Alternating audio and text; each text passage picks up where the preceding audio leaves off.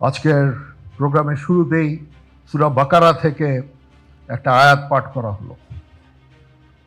আল্লাহ যাকে খুশি প্রজ্ঞা দান করেন, উইজডম, হিকমা দান করেন, এবং যাকে হিকমা দান করা হয় তাকে অশেষ কল্যাণ দান করা হয়। বৃহস্পতিবার মিরপুর সেনানিবাসের ন্যাশনাল ডিফেন্স কলেজ আয়োজিত ৩ সপ্তাহব্যাপী ক্যাপস্টোন কোর্সের সমাপনী অনুষ্ঠানে সেনাপ্রধান জেনারেল ওয়াকারুজ্জামান সব কথা বলেন। তিনি বলেন, বাংলাদেশে রোহিঙ্গাদের দীর্ঘস্থায়ী উপস্থিতি নানা ধরনের চাপ তৈরি করছে। তাদের অবস্থানের কারণে পরিবেশের উপর নেতিবাচক প্রভাব পড়ছে। পাশাপাশি মাদক চোরাচালান সহ বিভিন্ন অপরাধমূলক কর্মকাণ্ডের ঝুঁকিও বেড়েছে।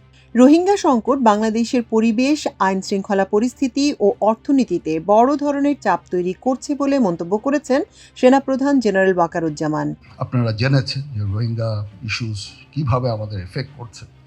ওই এলাকার এনভায়রনমেন্ট নষ্ট করা থেকে শুরু করে ইকোনমির উপরে হিউজ একটা প্রেশার, ড্রাগ ট্রাফিকিং, স্মাগলিং থেকে শুরু করে ওখানে অনেক ধরনের অপকর্ম চলছে। There is an issue, border is an issue, border, all along border we have some problem with our neighbors.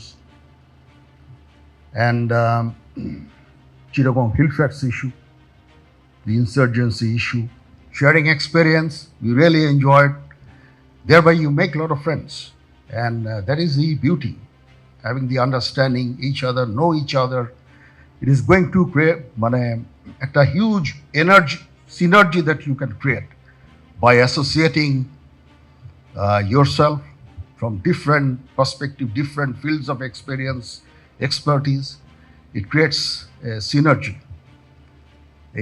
Eta বন্ডেজটা থাকলে I am sure that it is going to help as a nation as a whole, and we can develop this country.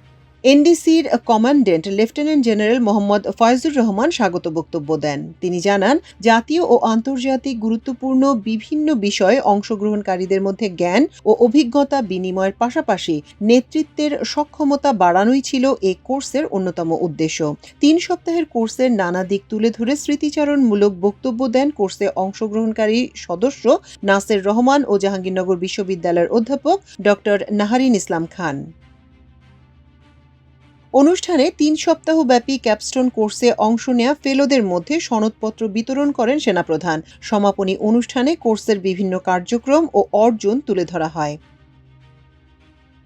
৩ সপ্তাহব্যাপী এবারের কোর্সে বাংলাদেশের জাতীয় নিরাপত্তা, জাতীয় ও আঞ্চলিক ও আন্তর্জাতিক ভূ-রাজনৈতিক অবস্থা, রোহিঙ্গা ও পার্বত্য চট্টগ্রাম সমস্যা, জ্বালানি, বিনিয়োগ, শিক্ষা, স্বাস্থ্য, বিচারাঙ্গন, মিডিয়া সহ বিভিন্ন বিষয় নিয়ে বিশেষজ্ঞরা তাদের মতামত তুলে ধরেন এবং অংশগ্রহণকারীদের বিভিন্ন প্রশ্নের জবাব দেন। এছাড়া অংশগ্রহণকারীরা এসব বিষয়ে তাদের গবেষণাপত্র উপস্থাপন করেন।